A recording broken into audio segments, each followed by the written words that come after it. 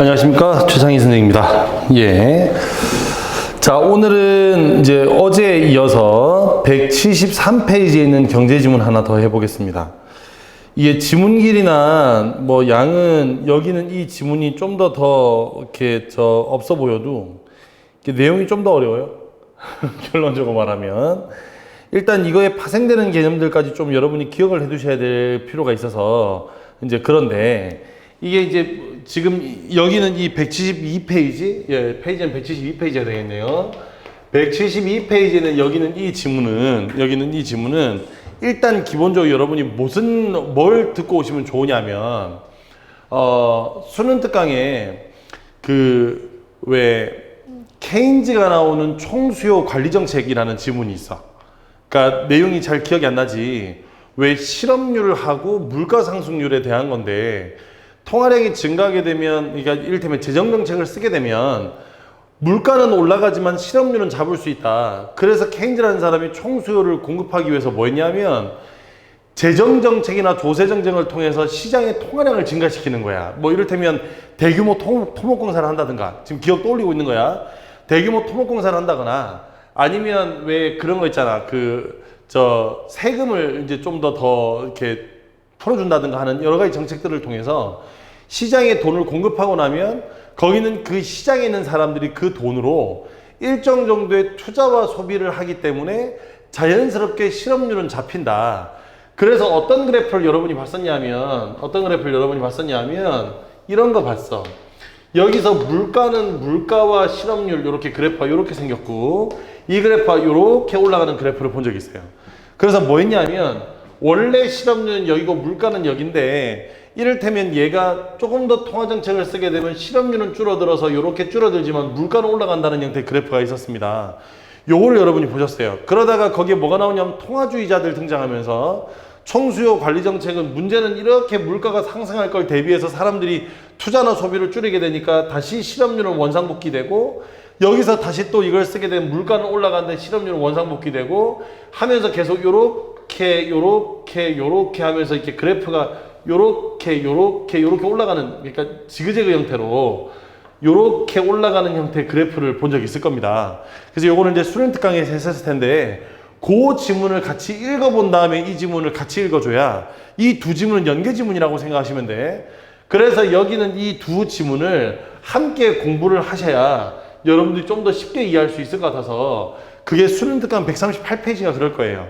그래서 그 지문 펴가지고 그 지문 부분 먼저 읽고, 거기는 문제 한번 읽어보고, 거기는 지문 충분히 이해한 다음에 이 지문 오면 좀 더 쉽게 느껴집니다. 무슨 말인지 알겠죠? 예, 그 지문 같이 해보시기 바랍니다. 자, 오늘은 지난 시간에 이제 경제지문 읽는 것들은 대충 했던 거 기억나지, 그지? 어떤 내용들 했는지. 자, 이제 그 내용들을 바탕으로 해서 여기는 이 경제지문 한번 가보도록 하겠습니다. 경제지문 한번 가보도록 할게요. 자, 갑니다. 정부의 재정활동을 위한 재원의 조달은, 여기서 재원이란 건 돈이지, 돈. 그 재원을 조달은 주로 국민들이 납부하는 세금에 의해서 이루어지만, 무슨 말인지 알겠죠? 세금이 필요하지. 그러니까 정부가 세금을 얼마를 걷느냐에 따라서 그걸 바탕으로 해서 어떠한 재정활동을 하느냐, 이게 이루어지는데, 문제가 정부의 지출이 세금으로 인한 정부의 수입을 초과하는 경우에, 그러니까 돈이 넘어가는 경우에는, 그런 경우에는 자금을 빌려오는 방법, 즉 정부가 발행하는, 자, 거답이 쭉 가볼게. 채권인 국채를 발행함으로써 이루어진다. 거답이 쭉 가봐.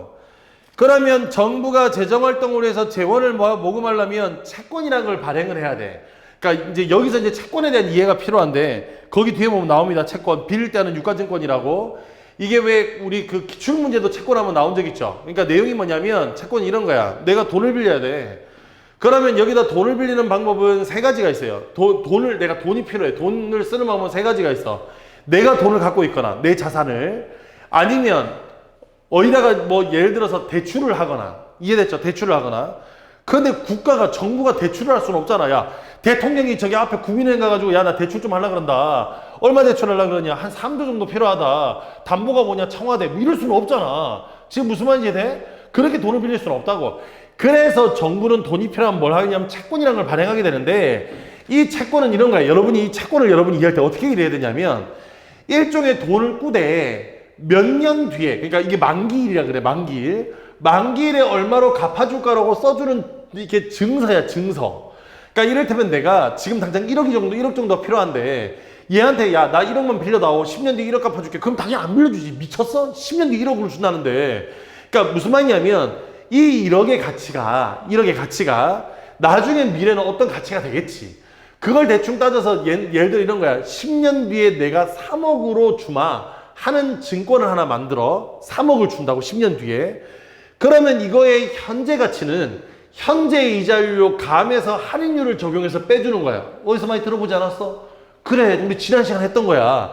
이게 다 연계되는 개념이라고. 무슨 말인지 알겠죠? 그래서 여기는 이 채권을 어떻게 하냐면 그 현재 가치로 환산해서 판매를 하는 거예요. 그럼 예를 들어서 지금 현재 뭐 이자가 얼만데 뭐 나중에 10년 뒤에 3억으로 갚아줄 건데 지금 현재는 내가 여기는 이 돈을 3억으로 받을 수는 없으니 현재 가치를 대충 따졌더니 대충 1억이 나오더라.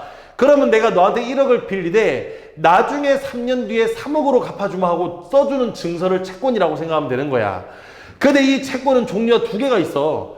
회사가 써주는 건 회사채, 나라가 써주는 건 국채야. 그럼 너네 한번 잘 생각해봐. 네가 지금 주머니에 돈이 많아. 돈이 아주 많아. 뭔가에 투자해서 돈을 벌고 싶어. 돈을 벌 때 여러 가지가 있겠죠. 이를테면 요즘 같으면 부동산, 그러니까 아파트를 산다거나 아파트 가격이 원체 올라가니까 아파트를 산다거나 아니면 요즘 최근에 가장 핫한 건 금이래, 금.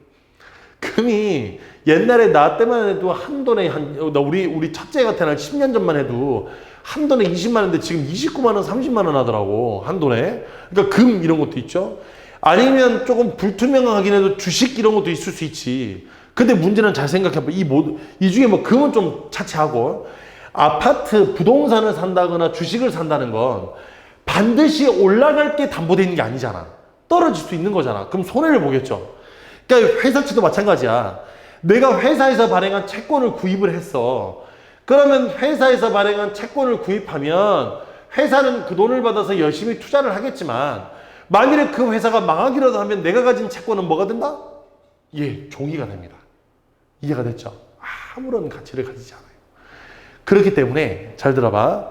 그래서 원래 이 투자하는 곳에서 가장 선호되는 투자 상품 중에 하나가 국채야. 왜냐하면 나라가 망할 일은 없으니까. 이해가 됐죠? 그렇죠. 그런 경우도 있죠. 그런 경우 있긴 한데 거의 대부분 나라는 망하지 않아요. 그렇기 때문에 그 나라의 채권을 보통 구입을 합니다. 단, 이익은 크다 작다? 예, 작겠죠. 왜 하이 리스크 하이 리턴이란 말 하잖아. 리스크가 커야 리턴 돌아오는 것도 많아. 그런데 국채는 망할 일이 없으니까 이익은 적어. 하지만 완전히 안전한 수익이 보장되는 그런 상품이죠. 그죠? 그래서 이 채권을 발행하면 많은 사람들이 여기 있는 이 국채를 다 사갑니다. 이 사가는 돈으로 정부는 돈을 마련하겠지. 정부가 국채를 발행해서 팔았으니까 그 판돈으로 정부가 재정을 마련했을 거 아니야? 그 재정으로 살림을 사는 거야. 이게 지금 요 뒤에 나오는 바로 재정 적자입니다. 이게 재정 적자 운영이 되는 거야. 왜냐하면 그 돈은 빌린 돈이지 내 돈이 아니잖아. 나중에 뭐 해야 되는 돈? 다 갚아야 되는 돈이야. 이 세상에 공짜는 없어요. 무슨 말인지 알겠죠? 다 갚아야 되는 돈인 거예요. 자, 계속 가볼게. 많은 국가가 자국의 경제를 꾸려갈 때 국채를 발행하여 채무를 늘려가면서 재정 수입보다 많은 재정을 지출하는 재정 적자 운영을 한다. 이와 같은 재정 적자 운영에 대한 신고전학파의 이론은 다음과 같다. 자, 이제 여기서부터 뭐가 나오냐면 이런 재정 적자 운영에 대한 신고전학파의 이론이라고 했지만 결국 생각이야. 여기서 결론부터 먼저 말씀드리면 그 기억 밑줄 밑에다 쓰는 거예요. 그 기억 밑줄 밑에다 쓰는 거야. 이때 신고전학파의 이론은 결국 재정 적자 운영을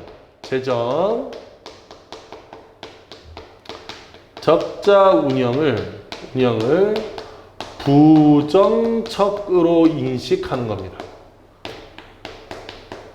재정 적자 운영을 부정적으로 인식하는 거야. 그러면 그 부정적으로 인식하는 근거가 있겠죠, 그죠? 그 근거가 두 번째, 세 번째, 네 번째, 다섯 번째. 그래서 각각 모두 몇 개를 썼냐면 네 가지를 써놓은 거예요.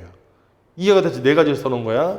그래서 두 번째, 세 번째, 네 번째, 다섯 번째 문단이 각각 여기서 지금 이 신고전학파가 얘를 부정적으로 생각하는 근거를 달아놨어. 이해가 됐니? 그러니까 여기는 이 근거들을 찾아가는 게 이번 판의 시험 문제의 핵심이겠지, 그지? 그러니까 여기서 근거들을 찾아가야 되는 거야. 자, 첫 번째. 재정적자 운영은 정부가 적극적인 재정 지출을 통해 여러 사업을 벌이는 것이다. 여러 사업을 벌이는 거야. 정부가 재정 지출을 늘리기 위해 국채를 발행하여 시장의 가용 자원을 흡수하게 되면, 자, 시장의 가용 자원을 흡수하게 된다는 게 무슨 말이냐면, 얘들아 나봐, 이렇게 되는 거예요. 결국에 정부가 국채를 팔았어. 그러면 그 종이 쪼가리를 사기 위해서 사람이 돈을 냈겠지, 그지? 그러면 그 돈은 다 누구한테 가는 거야? 몽땅 다 나라 수중으로 들어가 있는 정부 수중으로? 그러면 시장에는 돈이 있어, 없어? 돈이 없는 상태가 되겠네. 그래서 여기에 잘 봐라. 여기서 국채를, 자, 첫 번째, 이렇게 국채를 발행하게 되면 자연스럽게 시장의 가용 재원이 줄어들게 돼. 시장의 가용 재원이 줄어들게 됩니다. 얘들아, 이 시장의 가용 재원을 줄어든다를 정말 새끈한 말로 뭐라고 하는지 아나? 시장의 가용 재원이야. 시장에서 돈은 돈이라고. 그 시장에서 도는 돈을 뭐라 그래? 세 글자로 통화량이라 그래. 그래서 여기에 시장의 가용 재원이 줄어든다는 얘기는 바꿔 얘기하면 시장의 통화량이 줄어든다고. 통화량이. 그러면 시장의 통화량이 줄어드니까, 이게 시장의 통화량이 줄어드니까, 자, 그 다음 갑니다. 그러니까 시장에서는 재원의 규모가 이전보다 작아지겠지. 돈이 덜 돌겠지. 그래서 재원의 가치라고 할 수 있는 시장의 이자율은 증가하게 돼. 왜냐하면, 자, 생각해봐. 은행에, 지금 봐라. 시장에 돈이 없어. 다 국채를 사는데 돈을 썼으니까. 근데 지금 내가 돈을 써야 돼. 근데 돈이 없단 말이야. 그럼 어떡하게 돼? 당연히 은행에 대출을 받겠지. 은행은 지금 대출량이 늘어날 거야. 그럼 이때가 기회야. 얘기했잖아. 경제에서 어떤 것도 이타적인 건 존재하지 않아. 이해가 돼? 수익이 많아지면, 아니 수요가 많아지면 공급도 증가하는 거야. 무슨 말인지 이해되니? 즉 다시 말하면 통화량이 줄어들어서 돈이 없어지면 사람들은 돈을 구하기 위해 은행을 갈 거고, 그러면 시중은행은 당연히 뭘 해야 돼? 대출받는 사람의 이익을 더 남기기 위해서 이자율을 올릴 수밖에 없다고. 그래서 통화량이 줄어들게 되면 당연히 이자율은 증가하게 됩니다. 이해가 됐죠? 그래서 이자율은 상승하게 돼. 이러한 이자율의 상승은 돈을 빌려서라도 투자를 하려던 민간의 입장에서는, 이자율이 올랐으니까 돈을 빌리는 비용 자체가 는 거지. 야, 훨씬 더 많은 돈을 들여야 되는 거잖아. 그러니까 비용이 상승한 것이므로 자연스럽게 뭐가 줄어들게 되냐면 투자와 소비가 줄어들게 돼.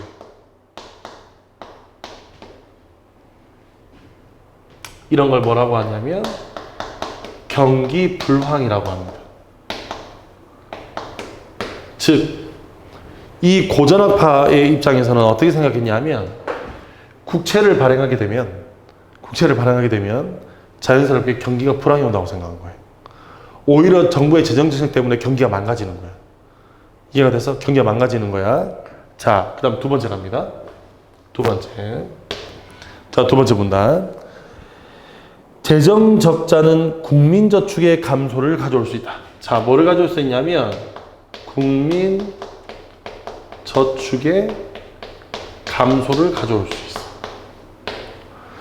자, 여기서 국민 저축이라는 건 뭐냐면 민간 저축과 플러스 정부 저축의 합이야.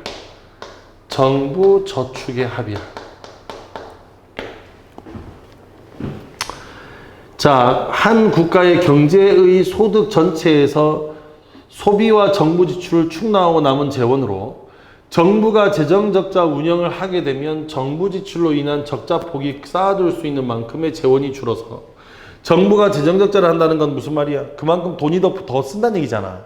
그러면 돈을 더 쓰니까 당연히 저축을 많이 하게 적게 하겠어? 당연히 돈을 많이 쓰니까 저축은 적게 하겠지. 그래서 국민저축이 뭐가 된다고? 감소가 되는 거라고. 그러면 이렇게 감소가 되니 그만큼 뭐가 줄어들어? 재원이 줄어들겠지, 그지? 저축을 안 하고 돈을 많이 쓰게 되니까. 이해가 됐어? 그래서 정부 저축이 줄어드니까 뭘 사용하게 되냐면 재원의 양이 감소해. 재원의 양이 감소하게 돼. 그래서 저축을 줄이는 결과를 가져와. 국민저축이 줄어들게 되면 경제 전반의 자본 축적을 제대로 이루어하지 못하고 그로 인해 기업활동에 대한 재원을 구하기가 힘들어서 기업의 성장이 저해가 된다. 똑같은 얘기잖아, 결국에. 기업의 성장률이 떨어지게 된다는 거야. 돈을 구할 수가 없어서. 이해가 됐죠? 그러면 1번이든 2번이든 결국 하고 싶은 거는 뭐였어? 기업이 더 이상 투자를 할 수가 없다. 정부가 국채를 발행할수록 여기는 기업의 투자량은 줄어든다. 여기까지 됐습니까? 자, 줄어든다는 거야. 자, 그럼 세 번째 갈게. 또한 재정적자의 누적은 그 나라의 국제 수지를 악화시키는 결과를 낳는다. 뭘 악화시킨다고? 국제 수지를 악화시켜. 여기서 수지란 건 뭐냐면 수입과 지출입니다. 알겠죠? 수지라는 말은 수입과 지출이야. 그럼 여기서 우리 잠깐만 경제 수지에 대해서 배우고 올게. 나봐. 자, 경제 수지라는 말이 있어요. 그러면 경제 수지라는 말은 수입과 지출을 합친 거야. 그러면 경제 수지가 악화되었다는 말은 무슨 말이야? 수입이 늘었어, 지출이 늘었어? 지출이 는 거지. 그러면 이걸 무역에다 집어넣으면 흑자가 난 거야, 적자가 난 거야? 그렇지, 적자가 난 거야. 무슨 말인지 돼? 그런데 반대로 생각해봐. 반대로 무역 수지가 완화되었다. 무역 수지가 오히려 좋아졌다 이런 말 나오면 무역 수지가 좋아졌다는 말은 무슨 말이야? 오히려 수입이 늘었다는 얘기죠, 그죠? 그럼 여기서 수입이란 그 수입 수출할 때 수입이 아니라 국가가 벌어들이는 수입이 커졌다고? 그러면 국가가 벌어들이는 수입이 커졌으니까 당연히 수출이 증가한 거겠지, 그지? 흑자가 난 거겠죠, 그죠? 그래서 여기에 무역 수지가 악화된다는 결과를 난다는 것은 어떻게 된다고? 경기 전체가 전부 다가 악화가 돼. 특히나 수출은 줄고 수입이 늘어. 무슨 말인지 됐죠?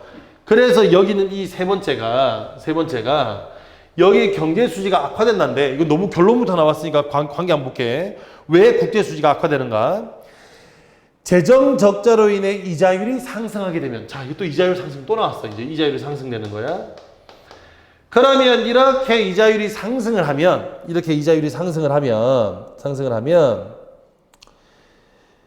자, 이자 수입을 조금이라도 더 얻으려고 외국 자본이 국내로 들어오게 돼. 그런데 세모, 외국 자본의 유입은 그 나라에 있던 외환의 양을 증가시키고, 자, 그럼 이자율이 증가하게 되면 외환이 유입되면 당연히 외환의 양도 증가하겠지. 그러면 이렇게 외환의 양이 증가하게 되면 외환의 양이 증가해서 유입이 되니까 이렇게 증가하게 되면 환율은 반대로 내려가게 돼. 자, 왜 외환의 양이 늘면 환율이 내려가냐 하면, 자, 또 설명해 줄게. 잘 봐. 지금 이거 다 파생되는 개념들이 한 번씩은 수능에 다 나왔던 것들이야. 자, 여기서 외환의 양이 늘면 환율이 줄어드는 이유가 뭐냐면 이런 거예요. 예를 들어 1달러에 1,000원이 있다고 치자. 이게 이제 환율상 1달러에 1,000원이야. 그러면 달러라는 게 있지, 그지? 양은 정해져 있을 거 아니야. 그러면 환율이란 건 이렇게 생각하면 돼. 내가 우리나라 돈으로 그 1달러라는 걸 살려면 얼마를 줘야 되냐 이거예요. 그럼 생각해봐. 시장에 달러가 많으면 많을수록 살 수 있는 게 많으니까 당연히 가격은 뭐 해줘야 돼? 떨어지지. 그러니까 환율도 떨어지는 거야. 그런데 시장에 외환이 없어 봐. 시장에 외환이 다 나갔어 봐. 달러가 다 나갔어 봐. 그럼 달러가 나가니까 당연히 외환이 없지. 외환이 없으니까 환율이 올라간다고, 치솟는다고. 이게 재작년에 나왔던 오버슈팅이란 말이야. 급격하게 환율이 변동한단 말이야. 그러니까 시장에 환율이 있어야 되는데, 유지가 돼야 되는데 급격하게 외환의 양이 늘거나 줄면 순간적으로 환율의 값이 올라가거나 내려가거나 한다고. 예를 들어서 우리 그 수능 특강 할 때 현금 유동화 할 때 그때도 내가 설명했을 거예요. IMF 얘기할 때. 그러니까 IMF 당시 그랬어. 원래는 동남아에서 시작했던 거야. 그 환율 위기라는 게. 그래서 동남아에 있던 몇몇 나라들이 망하면서 부도가 나면서 거기는 그 부도가 난 돈들이 빠져나온 외환들이 더 이상 아시아에서는 투자할 수가 없다고 생각하고 돈을 빼기 시작했다고. 그러니까 문제는 그렇게 돈을 빼기 시작하니까 우리는 환율을 막을 수가 없어. 그러면 환율은 치솟게 되는데 생각해봐. 외국인 투자자가 우리나라에서 빠지게 되면 우리나라는 그 돈을 메꾸는 방법으로 은행에 대출을 선택해야 된단 말이야. 왜? 유동성이 떨어지니까 현금이 없거든. 그러니까 그걸 대출 받으려고 봤더니 이미 은행에 대출해 놓은 건 있고 대출을 더 받을 수는 없고 현금을 유동화시킬 수 없고 그래서 회사는 망하고 거기는 채권이 혹은 거기는 어음들을 막을 수 없으니까 다시 또 회사가 연쇄부도가 나고 이런 현상이 나타났단 말이지. 그래서 원래 이 외환의 양이란 건 일정 정도는 지켜줘야 되는데 지켜줘야 되는데 무리하게 국채를 발행하게 되면 급격한 이자율 상승 때문에 외환이 유입된다는 이거야. 그럼 환율이 줄어들어. 그럼 환율이 줄어들면 되면 어떤 문제가 생기냐? 자, 지금 다 설명할 테니까 그냥 듣기만 들어봐. 이렇게 되는 거예요. 1달러에 1,000원이었어. 원래 물건 하나가 1달러에 1,000원이었다고. 1달러에 1,000원 물건이 있었다고 치자. 자, 그러면 1달러에 1,000원은 물건 뭐가 있을까? 예.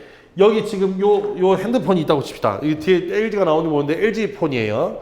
그러니까 당연히 우리나라에서 만들었겠지, 그지? 1달러에 1,000원. 이게 이 핸드폰이 1,000원이라고 하죠. 알겠죠? 국내에서 1,000원이라고 합시다. 그러면 이 1,000원짜리 물건이 미국에 가서 어떻게 판매되냐면 뭐 여러 가지 비용들이 붙겠죠. 뭐 관세도 붙을 수 있고 옮겨가니까 운송비도 붙을 수 있고 여러 가지 비용도 붙을 수 있지만 그냥 우리 환율만 계산하는 거야. 그러면 1,000원짜리 여기 있는 이 물건이 미국으로 가면 당연히 1달러에 1,000원이었으니까 1달러에 판매가 돼야 돼. 이 핸드폰이 1달러라고. 자, 그런데 환율이 1,000원이 아니라 1,200원으로 올랐다고 칩시다. 알겠죠? 1,200원 올라버렸어. 아, 지금 환율이 내려간 걸 예로 들으니까 1,200원이 아니라 900원으로 합시다. 미안. 900원으로 여기 환율이 내려가 버렸어요. 이게 환율이 내려가 버렸어. 그러면 여기는 이 1,000원짜리 이 핸드폰은 계속 1,000원이겠지. 이게 뭐 핸드폰 가격이 바뀔 리는 없잖아. 그러면 이 1,000원이 희한하게 미국에서는 가격이 바뀌어. 왜? 원래 1,000원이었던 건 미국에서 1달러였어. 1달러에 1,000원이었으니까. 그런데 1달러에 900원이 되는 순간 어떻게 되냐면 이 1,000원짜리 핸드폰은 미국에서 1.1달러가 되는 거야. 왠지 알겠죠? 900원이 1달러니까 핸드폰은 1,000원이잖아. 그러니까 여기는 이 1,000원이 1.1달러가 된다고. 여기까지 돼? 그러면 자연스럽게 물건의 가격이 뭐해져 버렸어? 올라가 버렸네? 이 핸드폰을 1,000원이면 1,000원에 1달러에 사는 사람들이 갑자기 졸지에 한국에서는 가격이 바뀌지 않았는데 우리나라에서 1.1달러에 판매돼. 그럼 뭔가 비싸다고 인식하니까 사겠어 안 사겠어? 사지 않죠. 그러면 우리나라의 수출의 양은 줄어들게 돼요. 이해가 됐어? 수출은 줄어들게 돼. 반대로 자, 미국에서 핸드폰이 있다고 치자. 미국에서 나온 애플 마우스입니다. 이 사과 모양 보이나요? 예, 맥북용 마우스예요. 비싸요. 많이 비싼데 가격이 좀 비싼데 얘를 지금부터 1달러라고 칩시다. 1달러. 1달러보다 훨씬 나갑니다. 1달러라고 칠게. 그게 1달러예요. 자, 다시 1달러에 1,000원 할 때야. 그럼 1달러에 1,000원 할 때는 이게 우리나라에 판매는 당연히 1,000원이겠죠. 이거보다 얘가 더 쉬워 계산하기가. 왜? 기준은 1달러니까. 자, 근데 그게 우리나라로 들어오면 자, 환율이 900원 내려갔다 치자. 대충 느낌 오지? 우리나라에서 갑자기 900원에 판매되는 거야. 미국에서 1달러 하던 게. 그러면 자연스럽게 수입되는 물건은 가격이 싸졌으니 너 같아도 가격이 싸진 걸 사겠죠. 그러면 가격이 올라가. 이해가 됐어? 그래서 수출됐던 가격은 잘 봐라. 수출품의 가격은 올라가는 바람에 환율이 내려가면 수출의 양은 줄어들게 되고 오히려 반대로 수입의 양은 늘어나게 됩니다.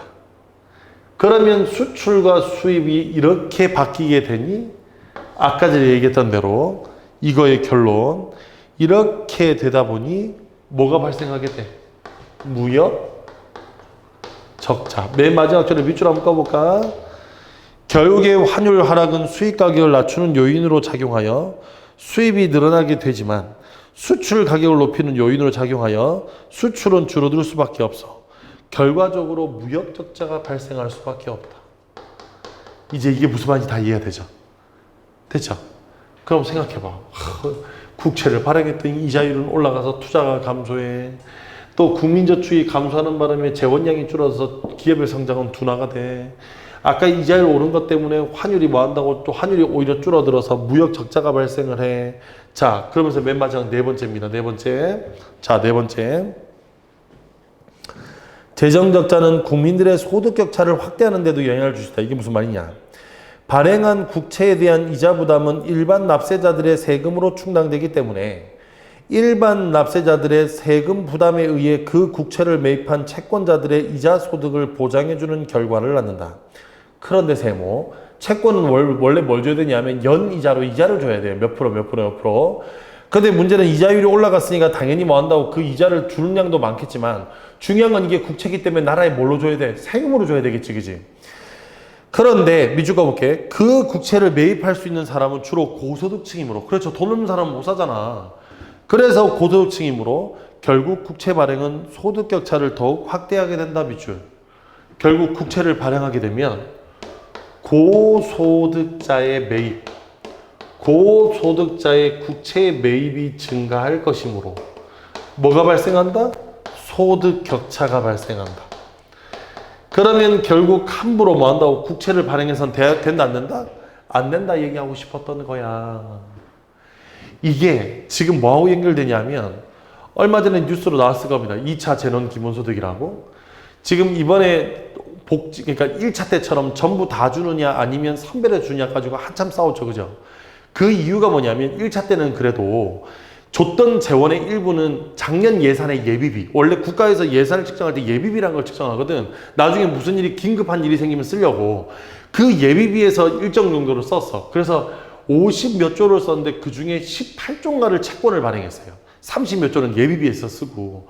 근데 이번 건 완전히 다 국채를 발행했는데 100%.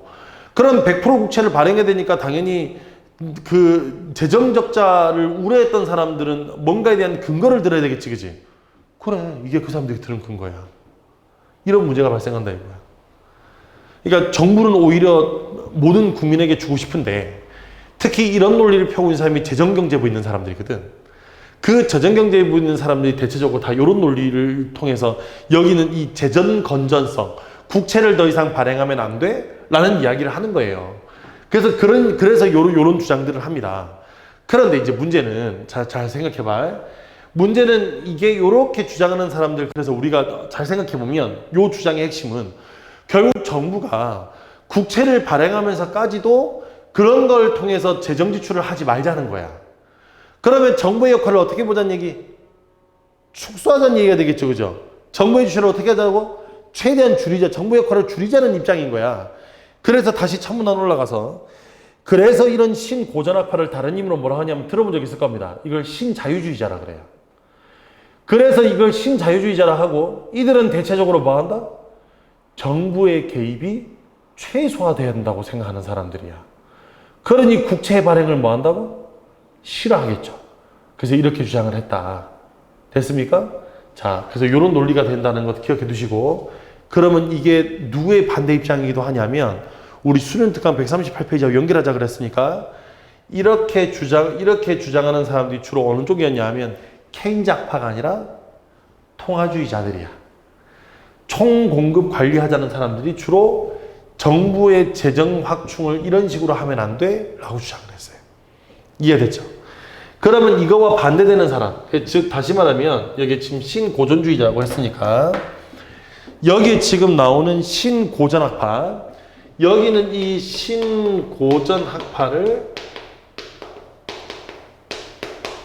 아까 했던 것처럼 신자유주의자라고 해야 되고요. 이 사람하고 반대에 있는 사람이 이제 여러분 시험에 가장 많이 나오는 케인즈입니다. 그렇죠? 케인즈는 반대로 뭐 한다고? 조금의 재정이 적자가 난다 하더라도 어떤 식으로든 여기는 이 재정을 확보해서 재정 지출을 해야 된다는 쪽인 거야. 이해가 됐죠? 그래서 여기는 이 사람은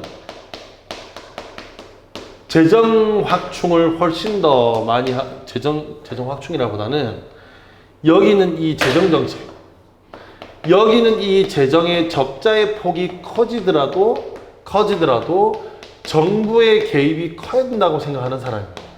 정부의 개입이 커야 된다는 사람이니까 요렇게 배경상식 잡아서 이 사람까지도 같이 기억해둬야 여러분들이 이제 요 지문이 변형돼도 풀 수 있을 겁니다. 이해가 되나요?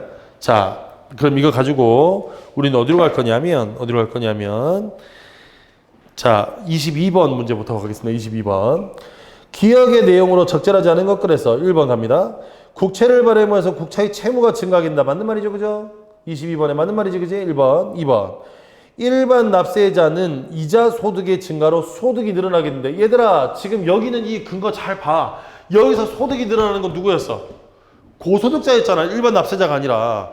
일반 납세자는 늘어나지 않아요. 중요한 건 어디에 투자한? 채권에 투자한 고소득자만 수입이 늘어나. 이해가 됐지? 그래서 정답은 2번입니다. 환율의 하락으로 인해 수출은 줄고 수입이 는다. 맞지, 그지? 3번. 4번에 기업활동에 필요한 재원을 구하는 게 어려워. 이것도 맞죠? 이자 수입을 얻으려는 외국 자본의 유입이 늘어나는 것도 맞지, 그지? 외환의 양이 늘어난다 그랬으니까. 그래서 정답은 2번입니다. 쉽죠? 인과관계만 잘 따져주면 되는 거였어. 자, 옆에 있는 23번 봐봐. 이 23번의 그래프는 어떻게 여러분이 읽어주셔야 되냐면, 잘 봐. 얘가 거래량이고 얘가 이자율이라 그랬어요.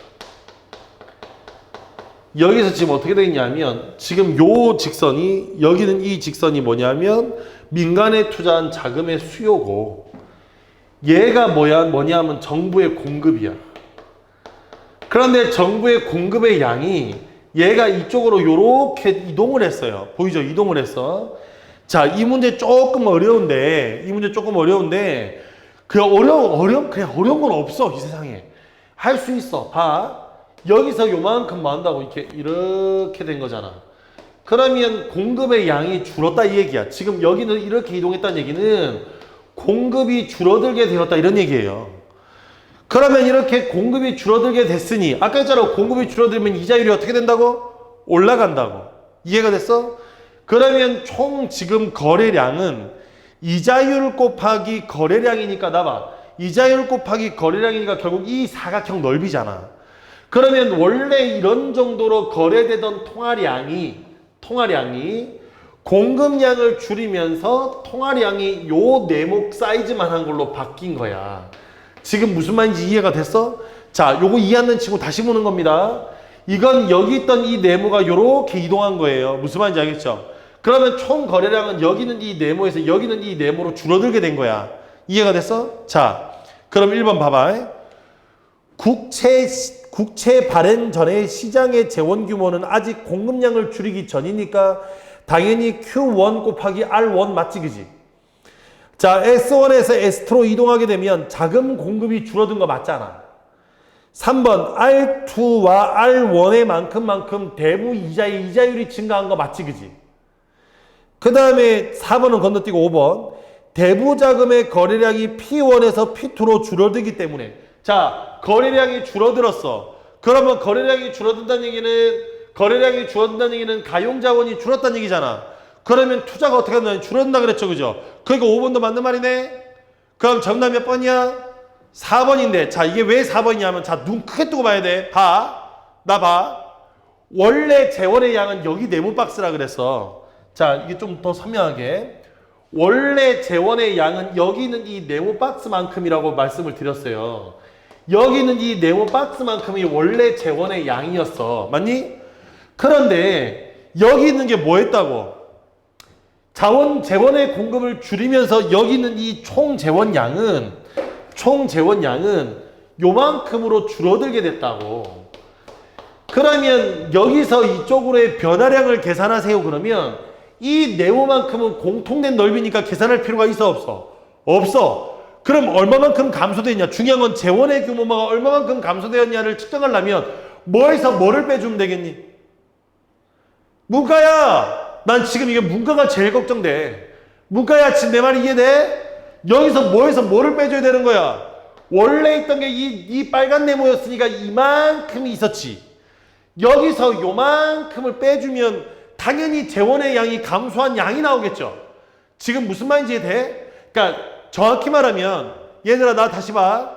여기는 이 네모에서 여기는 네모 양을 빼줘야 되는 건데 이때 이 네모는 공통된 범위니까 신경 쓰지 말자 이거야.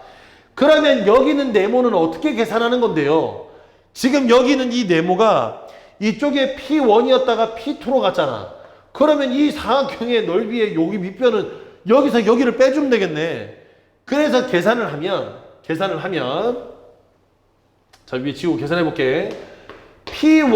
P1에서 P2를 빼준 값에다가 곱하기. 그래서 빼준 값에다가 지금 여기는 요거의 길이는 R1이 되겠지, 그지?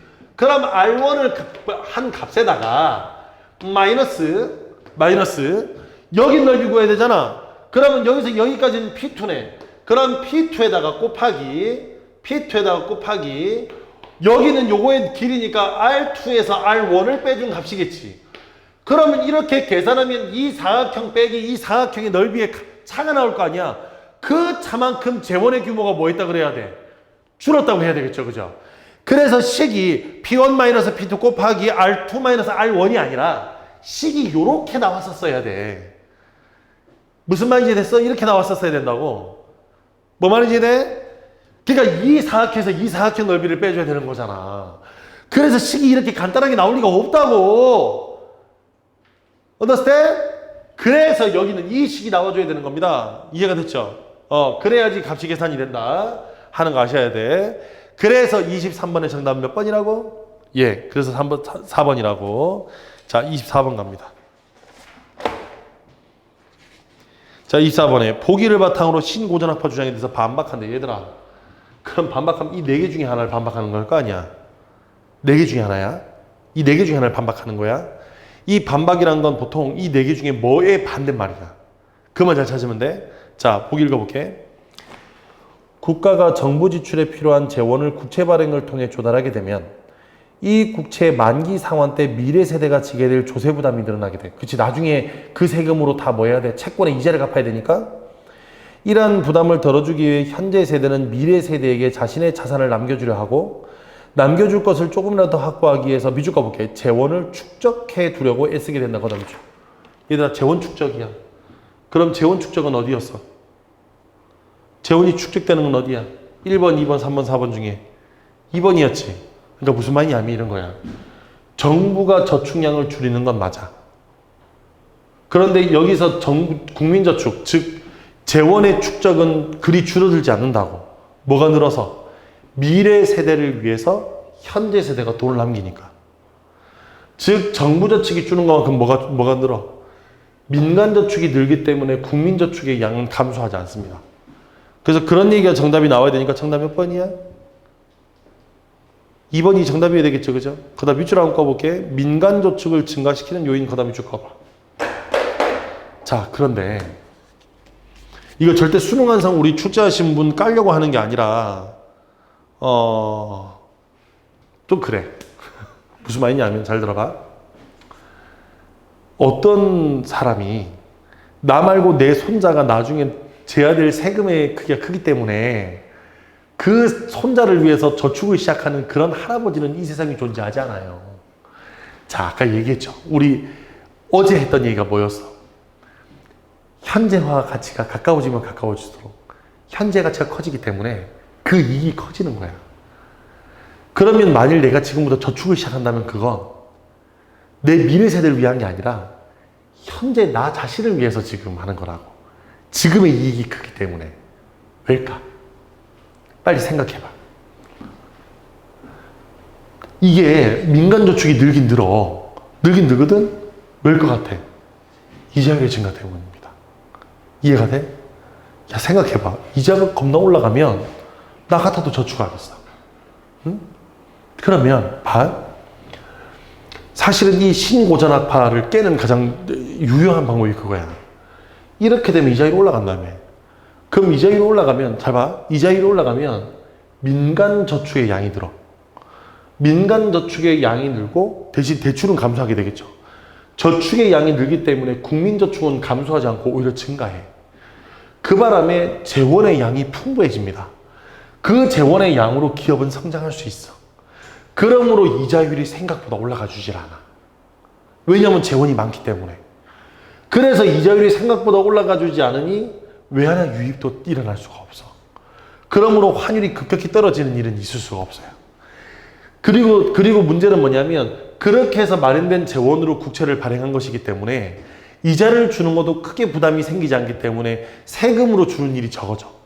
그래서 이거에 대한 격차도 크게 생기지 않아. 그러니까 사실을 따지고 보면 이자율이 올라가기 때문에 생겨나는 문제점도 있지만 이자율이 생겨나기 때문에 이 문제점을 오히려 반대로 보완해주는 장치도 있다고. 그래서 실제로는 이 국채를 발행한다 하더라도 그게 그렇게까지 부담이 되는 일이냐 그렇지 않아요. 그러니까 우리나라 지금 이제 재정 현재 건전도가 42%가 그렇대. 그러니까 전체 예산의 42% 정도가 빚이라는 거야.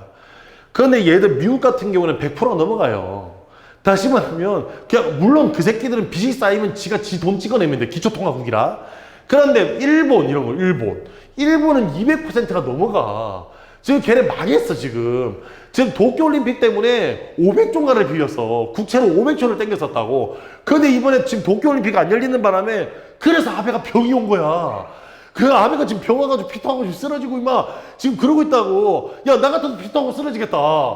그렇게 돈을 졸라 빌려서 썼는데 아무것도 남지 않으면 나 같아도 피토하고 쓰러지겠어. 지금 거기 그 올림픽 선수촌 아파트 거기 지금 코로나 환자 지금 그 수용소로 쓰고 있대요. 그게 얼마나 지금 가슴이 아파. 나 같아도 피토해.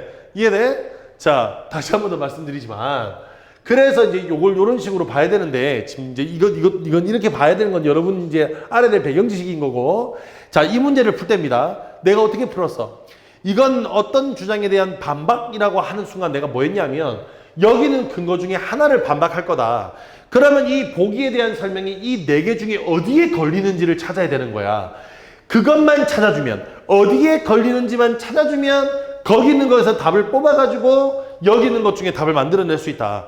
그럼 여기서 지금 얘기하고자 하는 게 결국 재원의 축적이라고 한다면 그 축적이라는 측면에서 보자면 2번이 가장 맞다. 나머지는 축적하고 상관없잖아. 이해됐죠? 뭐 환율과 관련된 거냐 아니면 세금과 관련된 거냐 아니면 그것이 예를 들면 투자나 소비를 위축시키는 구축 효과와 관련 있는 거냐. 구축 효과 맞지 그지? 구축 효과와 관련 있는 거냐. 이런 것들을 하고 나와서 쓰면 얘네하고 연결되겠지만 이번 축적과 나왔으니까 이건 저축과 관련이 있다고 얘기를 해두셔야 됩니다. 그래서 24번의 정답은 2번이고요. 요 지문은 제가 다시 한 번 더 다음 말씀드리지만 수능 특강에 나오는 그 케인즈의 총수요 관리정책하고 같이 연결해서 반드시 공부하시기 바랍니다. 왜냐하면 이게 지금 현재 우리 현실하고도 가장 맞닿아져 있고 그렇다 보니까 충분히 나올 수도 있고 심지어 아까 그 지문하고 연결이 되기 때문에 이건 엄밀히 말하면 같은 제재의 두 지문이 동시에 나온 거랑 똑같은 거야. 이해가 됐죠? 그래서 그 지문하고 같이 연결해가지고 같이 한번 꼭 보시고 왜 이게 지금 현재 문제가 되고 각각의 근거는 어떻게 되는지 특히나 여기 중간중간에 인과관계 통화량이 줄면 이자율이 늘어 이자율이 늘면 외환의 유입이 생기니까 외환의 양이 늘면 환율이 떨어져. 그러면 이게 무역 수지하고 무슨 관련이 있나? 이런 것들은 이미 이전에 열심히 수능이나 모의평가에 여러 차례 나왔던 거기 때문에 여러분이 결코 여기 있는 인과관계들을 무시하거나 그냥 지나쳐낼 부분은 없습니다. 무슨 말인지 알겠죠? 그래서 따박따박 정리 한번 해주시고 모르는 것들은 따로 질문해 주시기 바랍니다. 그럼 오늘도 여기서 마치도록 하겠습니다. 그러면 다음 시간에 다시 만나도록 할게요.